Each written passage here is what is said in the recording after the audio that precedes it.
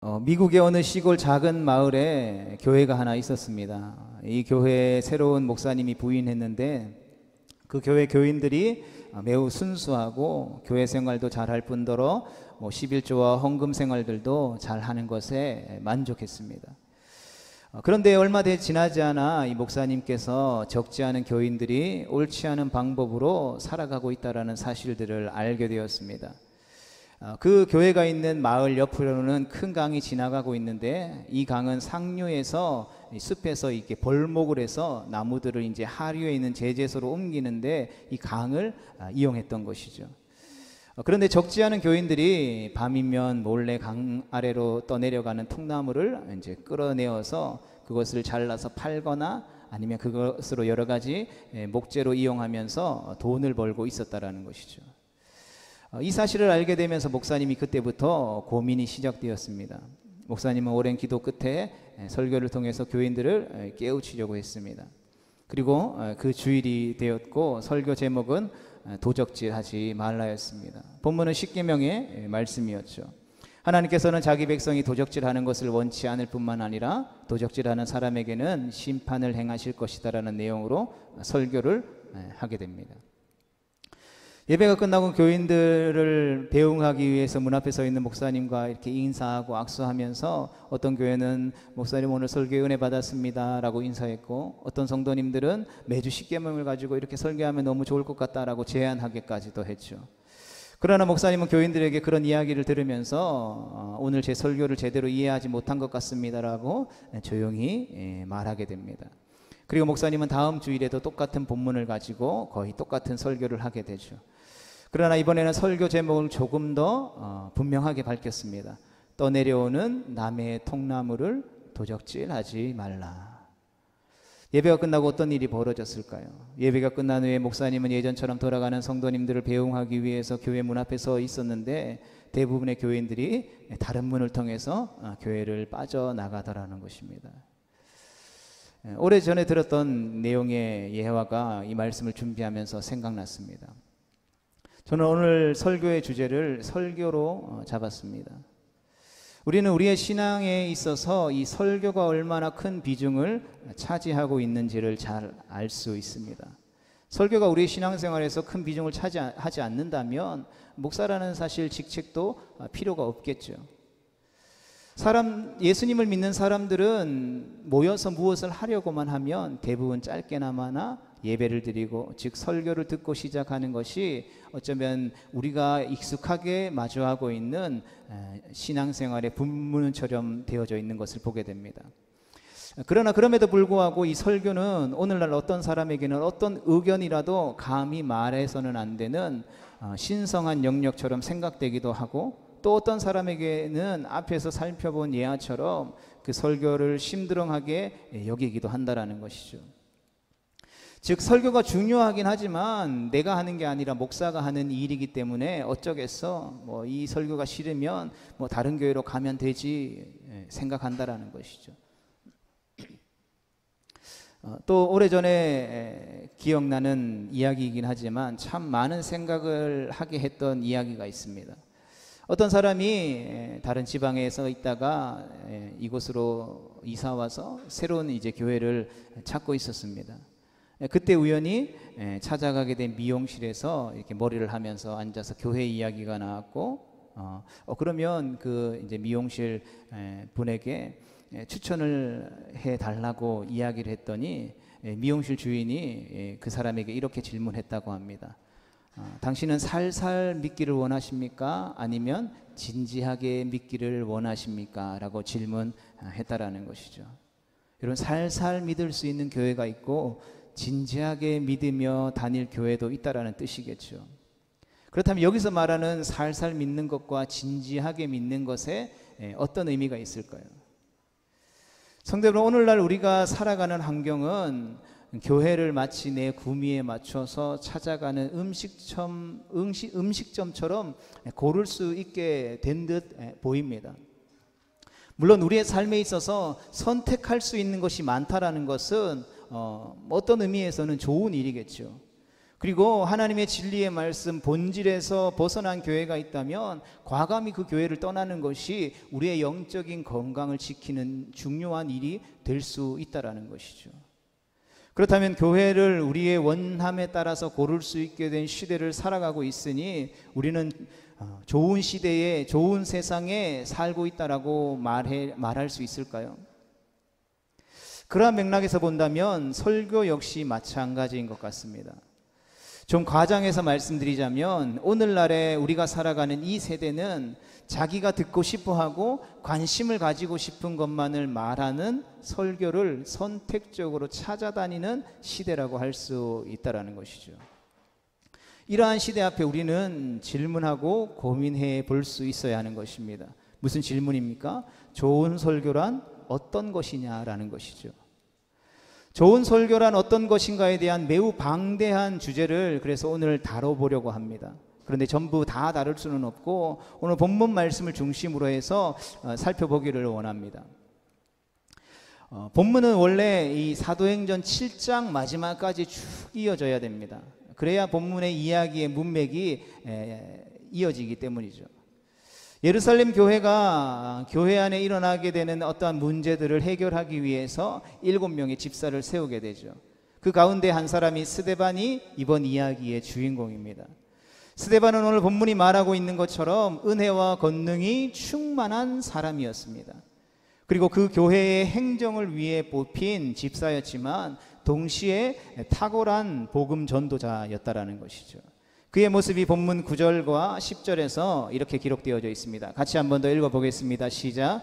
이른바 자유민들 그 그레네인 알렉산드리아인 길리기아와 아시아에서 온 사람들의 회당에서 어떤 자들이 일어나 스데반과 더불어 논쟁할세.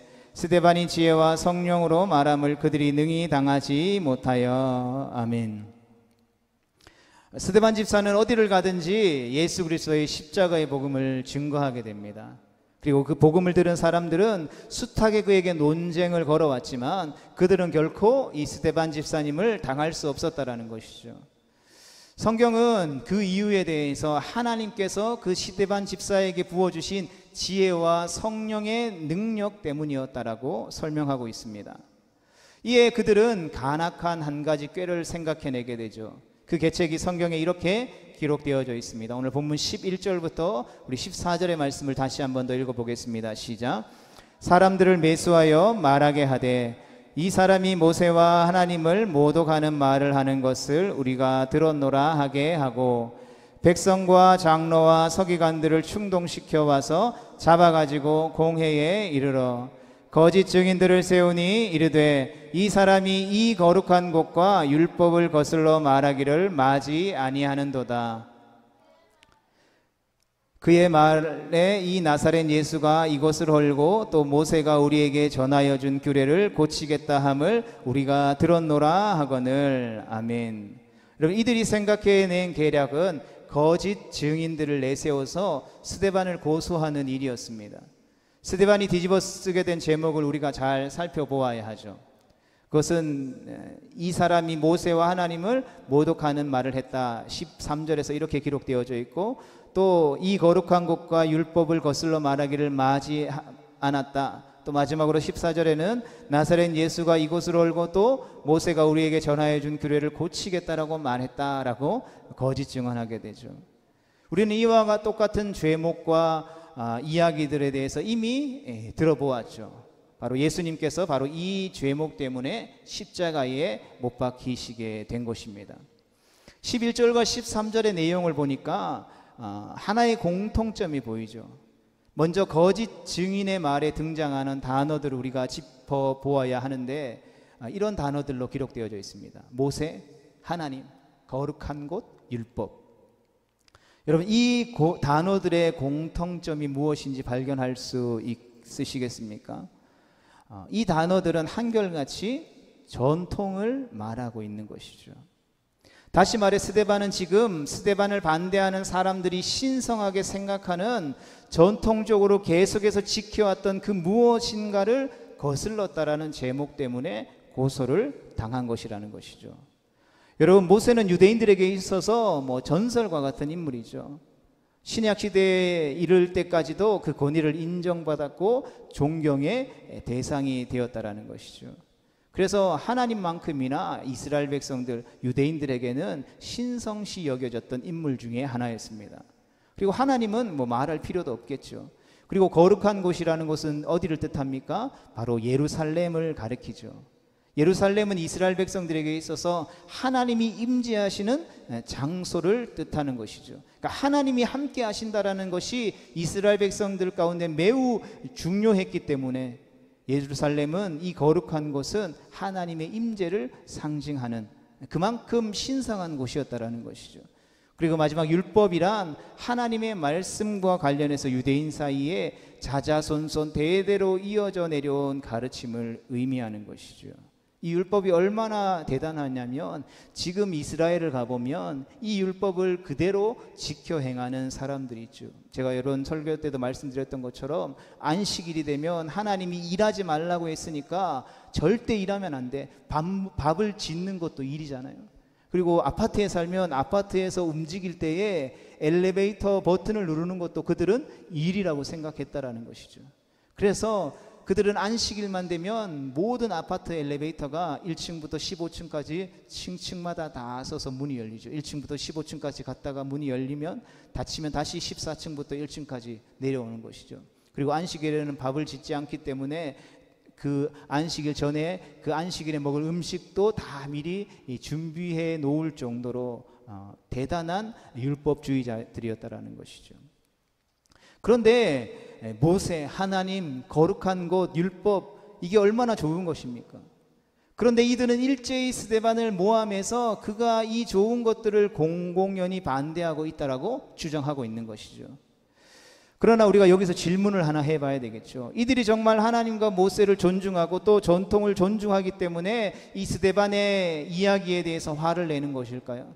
이들이 정말로 신앙심이 좋기 때문에 스데반을 싫어하게 되는 것일까요? 여러분, 이 질문에 바로 대답하기 전에 우리는 조금 더 성경을 찾아보아야 합니다. 바로 이어지는 본문 마지막 절을 보면 이렇게 기록하고 있죠. 같이 보겠습니다. 시작. 공회 중에 앉은 사람들이 다 스데반을 주목하여 보니 그 얼굴이 천사의 얼굴과 같더라. 아멘. 여러분, 스데반을 모함해서 거짓 증인들을 세워서 죽이려고 하는 사람들을 포함해서 이 공회에 참석한 모든 사람들이 공통적으로 무엇을 느꼈다라고 성경이 증언하고 있습니까? 그것은 바로 그들이 죽이려고 하는 스데반의 얼굴이 천사와 같이 보였다라는 사실이죠. 이런 사도행전의 시대의 문화적 배경을 가지고서 우리가 아주 쉽게 설명하자면 스데반이 무죄라는 사실은 그 누구라도 부정할 수 없이 보였다라는 의미를 부여하고 있는 말씀이라는 것이죠. 그러나 이상한 것은 그럼에도 불구하고 이들은 스데반을 죽이려는 계획을 결코 멈출 생각이 없었다라는 것입니다. 여러분, 우리가 주목해야 할 것은 바로 이 대목인 것이죠. 이들은 실상 전통과 율법을 열렬하게 존중하지 않았다라는 것이죠. 또 이들은 스데반의 얼굴에서 영광의 광채가 돌고 있음을 보면서도 스데반을 죽이려는 노력을 포기하지 않았다라는 것이죠. 여러분, 그렇다면 왜, 무엇 때문에 이런 일들이 일어나게 되는 것일까요? 오늘날 교회 안에도 그런 일들이 일어나죠. 뭐 요즘은 많이 좀 그런 일들이 없지만 예전에는 강대상에 신발 신고 올라가는 거 안 됐고, 강대상에 여성들은 올라가면 안 됐고, 막 애들 올라가면 막 회초리 하고 막 소리 지르고 막 난리 났었잖아요. 뭐 요즘 그런 교회들이 있는지는 잘 모르겠습니다. 뭐 시대가 많이 바뀌었기 때문에. 왜, 무엇 때문에 그런 일들이 우리 가운데도 있었을까요?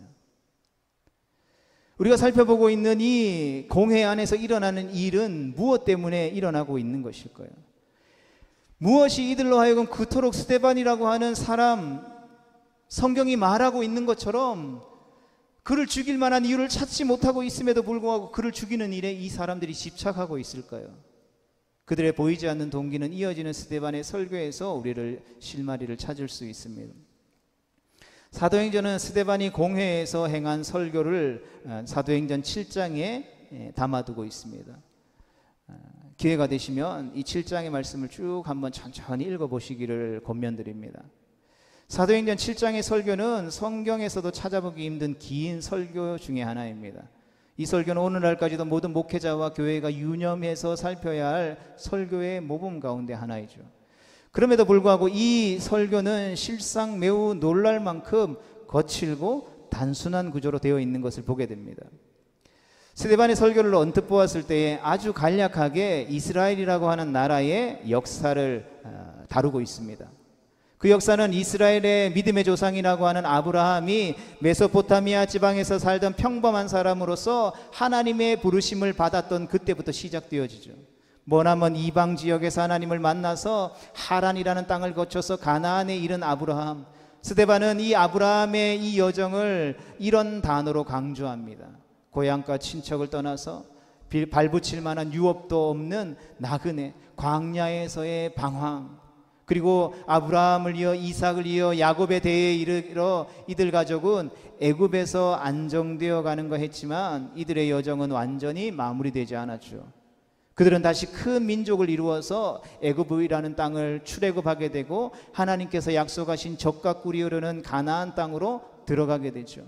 그 가나안 땅을 정복하고 다스렸지만 하나님께 왕을 요구했고 하나님의 은혜로 왕국을 이룬 다윗은 간절한 소원을 갖게 되죠. 어떤 소원입니까? 그것은 바로 자기의 손으로 영광의 주, 만왕의 왕이요 만주의 주가 되시는 하나님께서 거하실 초소, 즉 예루살렘 땅에 성전을 짓는 것이었습니다.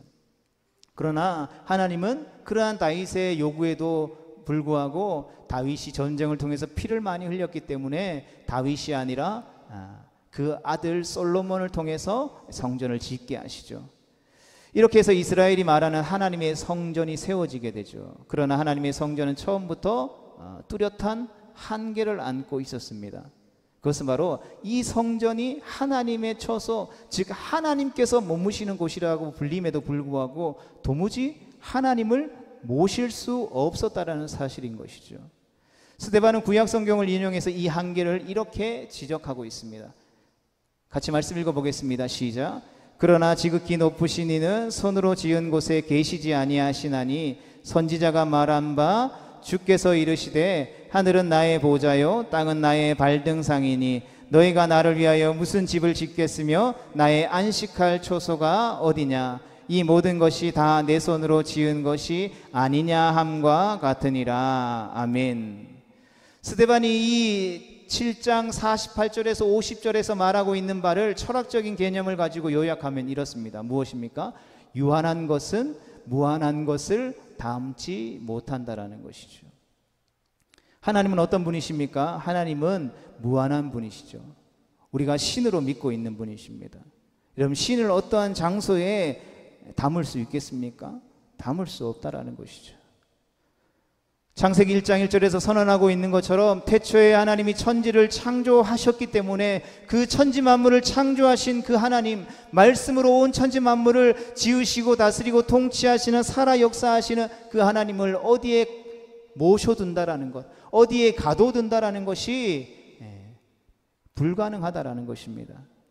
스데반의 이 지적은 논리 그 자체로는 지극히 합당했지만 그것이 가져올 결과는 매우 폭발적이었죠.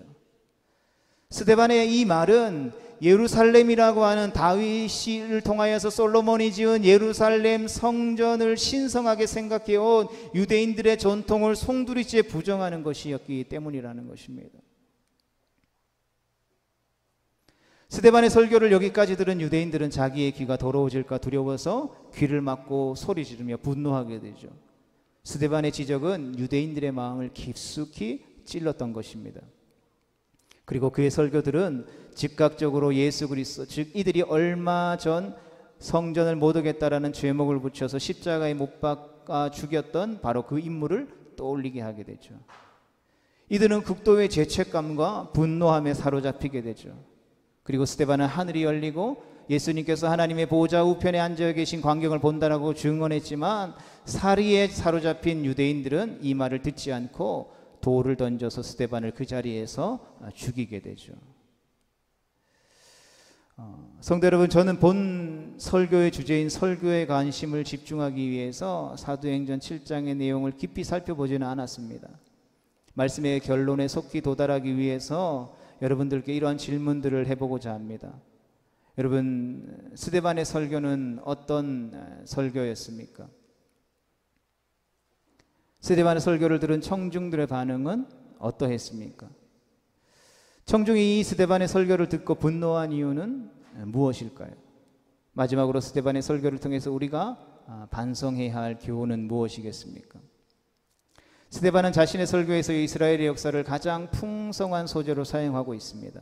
아브라함으로부터 다윗을 거쳐서 솔로몬과 그 이후까지 스데반은 이스라엘 역사를 오직 한 가지의 메시지를 전하기 위한 소재로서만 사용하게 되죠. 그리고 그 하나님께서 어느 장소와 어느 건물에 머무실 만한 분이 아니며 이스라엘은 모든 역사를 통틀어서 이와 같은 하나님이 성전을 허락하신 의도를 잘못 알았다라고 주장하고 있는 것이죠. 이스라엘은 결과적으로 숱한 선지자를 죽였으며 마침내 예수 그리스도, 즉 하나님의 아들마저 죽였다라고 통렬하게 비판하게 되죠. 그리고 이 스데반의 설교를 들은 청중은 스데반이 자신들을 정죄하고 있다라는 사실들을 알았습니다. 스데반의 메시지를 잘 알아들은 것이죠. 결국 분노한 청중은 스데반을 죽이게 됩니다. 그렇다면 우리는 이 이야기를 대하면서 질문해 봐야 되겠죠. 왜 이런 일이 벌어지게 되었을까? 스데반은 유대인의 잘못을 지적하기를 원했습니다. 그러나 슬프게도 청중들은 조상들이 지었던 죄를 반복하게 되죠. 그들은 자신들이 가지고 있었던 신념에 반대되는 스데반의 설교에 분노했습니다. 스데반의 설교를 한치라도 신학적인 잘못이 있었는가 살펴보았을 때에 어떠한 장소와 건물이라도 하나님을 모실 수 없다라고 하는 사실은 그 누구라도 부정할 수 없는 진리인 것이죠. 그리고 이것을 부정할 수는 없는 것입니다. 그러나 그들은 스데반의 이러한 부정할 수 없는 주장에 대해서 절대 동의하지는 않았다라는 것이죠. 오히려 분을 내고 스데반을 죽이기로 결정했습니다. 무엇이 이들을 이렇게 화나게 한 것일까요? 여러분, 이스라엘 백성들, 유대인들은 그들은 진리에 동의하기보다는 전통에 집착하는 데에 더 집중했고 더 열심을 내었다라는 것이죠. 그럼 진리 위에 서서 제시되어지고 있는 스데반의 지적에 동의하기보다는 동의한 후에 파생된 결과를 더욱더 두려워했다라는 것이죠. 이 사실에 대해서 살펴보려고 하는 것이 아니기 때문에 넘어가면 대신 이들이 보여준 하나의 두려운 습관을 지적하고자 하는 것입니다. 여러분, 스데반의 설교를 들은 유대인들의 마음속에는 우리는 하나의 완고한 습관을 발견하게 되는 것이죠. 그것은 그들이 뭐 했다는 것입니까? 듣고 싶은 말만 듣고자 했다라는 사실이죠. 자신들이 그동안 수백 년 동안 지켜왔던 전통, 그리고 자신이 인정하는 한도 내에서만 언급되어져야 하는 진리, 무엇보다도 자신이 처해 있는 상황과 형편 속에서 자기의 입장이나 자기가 취하고 있는 이익에 있어서 난처하지 않은 범위 내에서만 그들은 설교를, 말씀을 듣기를 원했다라는 것입니다. 그들은 설교를 통해서 진리를 들으면서도 혹시라도 자신에게 있을 법한 잘못을 고치거나 교정하기를 원치 않았다라는 것이죠. 결국 그들이 듣고자 한 소위 진리라고 하는 것은 자기의 귀를 즐겁게 하고 동시에 자신의 이익을 조금만치라도 해치지 않는 것이어야 했다라는 것입니다. 그들이 듣고자 했던 진리는 자신의 확신을 확인하는 것만으로도 충분했다라는 것이죠. 성도들, 우리가 앞에서도 언급했던 것과 같이 오늘날에도 이러한 현상들은 반복되고 있는 것을 보게 됩니다. 설교를 고를 수 있는 폭이 쫙 넓어졌다라는 말은 이른바 우리가 좋은 설교를 들을 수 있는 가능성이 더욱더 높아졌다라는 말과 일치하지 않습니다. 설교를 다양하게 우리가 들을 수 있다라는 이 말은 슬프게도 설교를 내 취향에 맞게 들을 수 있게 되었다라는 뜻으로 해석될 가능성이 얼마든지 있다라는 것이죠. 구약성경의 사사기의 마지막의 말씀은 이런 말씀으로 끝맺고 있는 것을 보게 됩니다. 같이 읽어보겠습니다. 시작. 그때 이스라엘에 왕이 없으므로 사람이 각각 그 소견에 옳은 대로 행하였더라. 아멘. 당시 사사시대는 선한 왕도 없었고 올바른 영적인 것을 가르쳐주는 지도자도 없었던 시절, 이스라엘 백성들이 어떻게 행했다라는 것입니까? 각자가 보기에 좋다라고 생각하는 대로 행동하며 살았다라는 것이죠. 그리고 그것은 성숙한 인간으로서 자유를 가지고 살아간다는 뜻이 절대 아니었다라는 것을 우리는 기억해야 합니다. 오해해서는 안 된다라는 것이죠. 그러하기에 성경에서도 마찬가지고 이 하나님의 말씀을 해석하는 모든 이들은 이때를 가리켜 이스라엘에 있어서 가장 암흑기였다라고 말하고 있다라는 것이죠. 오늘날 우리가 살아가는 이 시대의 영적인 분위기가 마치 그때와 같아 보이는 것입니다. 설교자는 자기의 세계관과 자기의 구미에 맞춰서 제멋대로 성경을 해석하면서 자기가 전하고자 하는 메시지를 본문에 섞어서 이야기하는 것이죠. 뭔가 성경을 이야기하는 것 같지만 자기가 하고 싶은 이야기를 한다라는 것입니다. 듣는 사람도 마찬가지입니다. 자기 구미에 맞춰서 설교를 골라 들으면서 제대로 된 해석된 말씀을 겸손하게 들으면서 자신을 말씀의 진리 앞에 정직하게 돌이키려 하지 않는다라는 것이죠. 성도들, 우리는 설교와 해석이 인류 역사상 가장 풍성한 시대에 사는 것 같습니다. 날곡인다는 세계 석학들이, 학자들이 성경 단어 하나하나 모조리 다 분석해 놓은 시대입니다. 그럼에도 불구하고 더 많은 것들을 분석해야 한다라고 말하는 시대에 살아가고 있는 것이죠. 우리가 원하기만 한다면 언제 어디서든지 성경에서 이야기하고 있는 진리를 얼마든지 우리가 마주할 수 있는 시대를 살아간다라는 것이죠. 그러나 우리는 사실상 하나님의 뜻이 가장 왜곡된 시대를 살아가고 있는지도 모른다라는 것이죠. 여러분, 이것이 참으로 두려운 일이라는 것입니다. 말씀의 홍수의 시대를 살아가서 마치 홍수가 막 떠내려올 때에 우리가 바라볼 때 물이 풍부하구나 라고 이야기하지만 그 떠내려오는 홍수의 물을 우리가 떠서 컵을 가지고 가서 마실 수 있습니까? 마실 수 없죠. 물은 너무나도 많지만 갈급함을 느끼는 시대를 우리가 살아가고 있다는 것이죠. 교회도 많고 유튜브를 열기만 하면 얼마든지 내가 원하는 목사님의 설교, 내가 원하는 교회의 설교를 다 들을 수 있는 시대에 살아가지만 우리가 듣는 그 설교가 하나님이 지금 나에게 말씀하시는 말씀인지 분별하지 못하는 시대를 살아가고 있다는 것이죠. 사랑하는 성도 여러분, 부족하지만 설교자로 세워주신 주님이 베풀어 주신 은혜 아래에서 저는 저와 여러분들에게 이렇게 권면하고 싶습니다. 우리는 왜 설교하며 우리는 왜 설교를 듣습니까? 우리가 다 알고 있는 사실을 확인하고자 설교하고 또 그것을 듣고 계십니까? 나를 위로하고 복을 비는 내용에는 아멘하면서 때로는 나의 삶을 곤란하게 하는 내용은 얼굴을 돌이키거나 침묵으로 거절하고 있지는 않냐라는 것입니다. 목회자인 저에게도 동일하죠. 하나님의 말씀을 통하여서 하나님이 말씀하라고 하는 내용을 전달하는 것이 아니라 내 마음에 맞는, 내가 지금 하고 싶은 이야기들을 막 쏟아내고 싶어서 설교를 준비하고 있지 않냐라는 것이죠. 뭔가 내가 설교를 준비할 때 내 마음에 깨림직하면 이 설교의 내용은 빼고 이 말씀은 빼고 이 내용은 그냥 넘어가고 내가 하고 싶은 내용, 나에게는 불리하지 않고 나에게 이익만 되는 내용을 설교하고 있지는 않냐라는 것입니다. 성도들, 우리가 반드시 알아야 할 것은, 우리가 하나님의 말씀을 대하면서 반드시 기억해야 될 것은, 하나님께서 설사 우리를 그 말씀을 통해서 그 자리에 주저앉게 할 만큼 통렬하게 정죄하신다 할지라도 그 하나님께서 우리를 미워하시기 때문에 그러는 것이 아니라는 것을 우리는 기억해야 하는 것이죠. 우리를 사랑하시기 때문에, 우리를 그만큼 사랑하시기 때문에 때로는 맹렬하게 두드려서 회개하도록 하시는 것임을 우리는 결코 잊어서는 안 된다는 것입니다.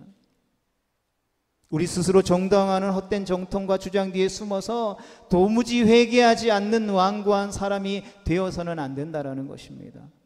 내 길을 즐겁게 하는 잘못된 위로보다는 정직하게 나의 부족을 지적하는 말씀 앞에 당당하고 용감하게 설 줄 알아야 하는 것이죠. 내가 듣고자 하는 내용을 담은 설교보다는 하나님이 지금 이 시대 가운데 오늘 이 예배를 통해서 나에게 들려주시기를 원하시는 메시지가 담긴 설교를 우리는 즐겨 들을 수 있어야 하는 것이죠. 설교를 들을 때 이 설교는 저 집사님을 위한 거야. 이 설교는 저 사람을 위한 것이지 나와는 상관없어 라고 하는 그러한 가려 듣거나 걸러 듣는 설교가 아니라 그 어떠한 하나님의 말씀이라 할지라도 그 말씀의 거울 앞에 자신을 비춰서 그 말씀대로 살아가고 있다면 주님의 그 은혜에 감사할 줄 알고, 그 말씀의 거울에 비춰서 나의 부족함과 연약함을 발견한다라고 한다면 회개하고 자복함으로 다시금 돌이켜서 하나님이 기뻐하시는 말과 생각과 행동들을 하며 거룩한 성도로 살아가기로 애쓰고 몸부림치며 피 흘리기까지 죄와 싸우는 노력과 몸부림이 우리 안에 있어야 한다는 것입니다. 우리는 그런 설교를 통해서 정직한 나와 있는 그들의 현재를 발견하게 될 것이고, 통렬한 비판 뒤에 따르는 사랑 많으신 하나님, 그 하나님의 진정한 위로와 싸매심을 체험할 수 있게 되어지는 것입니다. 성도는 이것이 하나님의 말씀이 우리를 위로하는 진정한 위로인 줄로 믿습니다. 무조건 내 편만 듣는 부모가 훌륭한 부모가 아니잖아요. 때로는 잘못하였을 때에 자녀가 돌이키기를 원해서 찢어지는 가슴을 부여잡고 자녀의 종아리에 회초리를 대는 그 부모의 심정을 우리가 안다면 하나님의 말씀을 결코 가려 들을 수 없을 것입니다. 무조건 나만 옳고 내 아픔만을 쓰다듬어주는 설교는 우리를 유대인의 슬픈 모습으로 이끌어갈 뿐이라는 것이죠. 사랑하는 성도 여러분, 말씀을 마무리하면서 온전한 하나님의 말씀을 통해서 진정한 위로와 회복과 주님이 주시는 축복을 경험할 수 있게 되기를 주님의 이름으로 축복합니다. 그 은혜들을 경험함으로 말미암아 우리를 부르신 삶의 자리 가운데 새롭게 허락하신 한 주, 우리의 삶의 자리 가운데 나아가 참된 그리스도인, 참된 하나님의 백성으로 살아가면서 주님께서 우리 가운데 허락하신 주님의 몸을 든든히 세워가는, 날마다 성장하는 거룩하고 복된 하나님의 백성 되어질 수 있게 되기를 주님의 이름으로 축복합니다.